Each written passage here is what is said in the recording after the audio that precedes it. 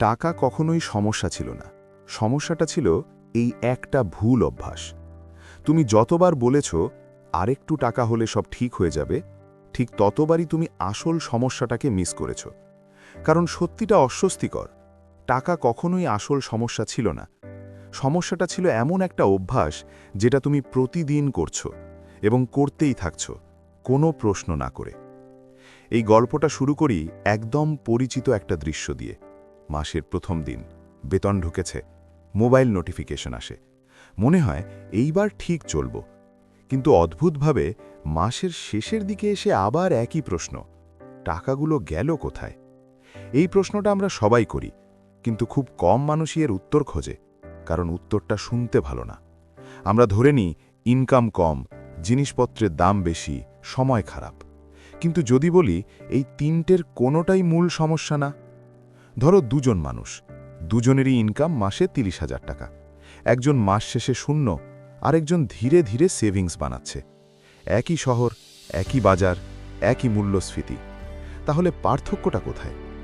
এখানেই আসে সেই একটা অভ্যাস যেটা আমরা স্বাভাবিক ধরে নিয়েছি। আমরা টাকা ব্যবহার করি আগে, আর টাকা নিয়ে ভাবি পরে।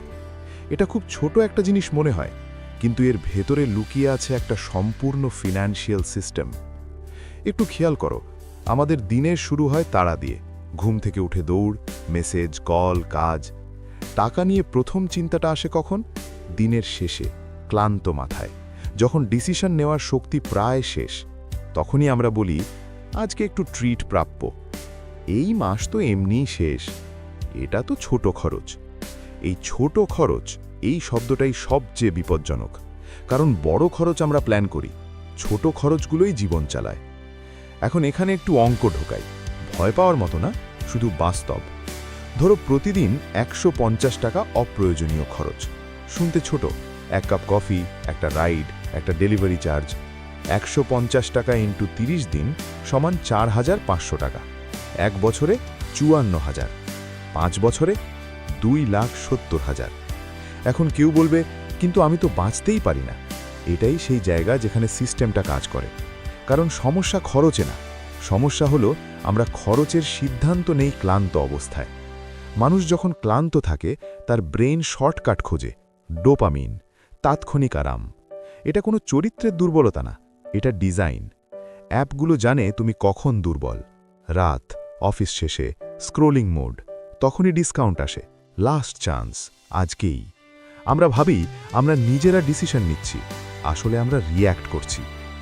এখন প্রশ্ন হলো, এই সিস্টেম থেকে বেরোবে কিভাবে? অনেকে বলে ইনভেস্ট করো, সাইড ইনকাম বানাও, বিজনেস করো। সব ভালো কথা, কিন্তু এগুলো দ্বিতীয় ধাপ। প্রথম ধাপটা খুব বিরক্তিকর এবং খুব শক্তিশালী। দিনের শুরুতে টাকার মুখোমুখি হওয়া। কোনো বড় প্ল্যান না, কোনো স্প্রেডশিট না, শুধু একটা প্রশ্ন, আজ টাকা কোথায় যাবে? এই প্রশ্নটা সকালে করলে তুমি সিস্টেমের বাইরে দাঁড়াও। কারণ তখন তুমি রিয়্যাক্ট করছো না, তুমি আগেই সিদ্ধান্ত নিচ্ছ।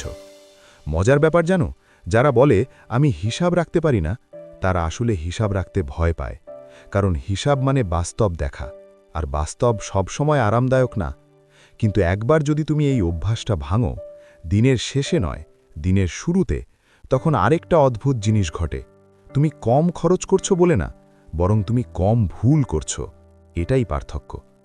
এখন জুম আউট করে দেখি, এই অভ্যাস শুধু ব্যক্তিগত না, এটা পুরো মধ্যবিত্ত ক্লাসের সমস্যা। আমরা ইনকাম বাড়ানোর কথা বলি, কিন্তু ডিসিশন টাইমিং নিয়ে কথা বলি না। আমরা ফিন্যান্সকে ভাবি বড় শব্দে, স্টক, ক্রিপ্টো, রিয়েল এস্টেট। কিন্তু ফিন্যান্স আসলে শুরু হয় একটা খুব সাধারণ মুহূর্তে, সকালে চোখ খুলে প্রথম সিদ্ধান্তে। এবং এখানেই আয়রনি, যে মানুষ বলে আমার টাকা নিয়ে ভাবার সময় নেই, সেই সারা জীবন টাকা নিয়ে দুশ্চিন্তা করে। আর যে মানুষ দিনে ৫ মিনিট আগে ভাবে, সে রাতে শান্তিতে ঘুমায়। তাহলে প্রশ্নটা টাকা নিয়ে না, প্রশ্নটা ক্ষমতা নিয়ে। কে কাকে নিয়ন্ত্রণ করছে? তুমি টাকাকে, নাকি তোমার ক্লান্ত সিদ্ধান্তগুলো তোমাকে? এটা কোনো অনুপ্রেরণামূলক শেষ না, কারণ গল্পটা এখানেই শেষ হয় না। কাল সকালে ঘুম থেকে উঠে একটা ছোট মুহূর্ত আসবে, কেউ দেখবে না, কেউ বাহবা দেবে না, শুধু তুমি আর তোমার প্রথম সিদ্ধান্ত। আর সেখানেই ঠিক হবে এই মাসটা আগের মতোই যাবে নাকি একটু আলাদা হবে। প্রশ্নটা খুব সাধারণ, তুমি কি আজও টাকার দিকে তাকাবে দিনের শেষে, নাকি সাহস করে তাকাবে দিনের শুরুতেই?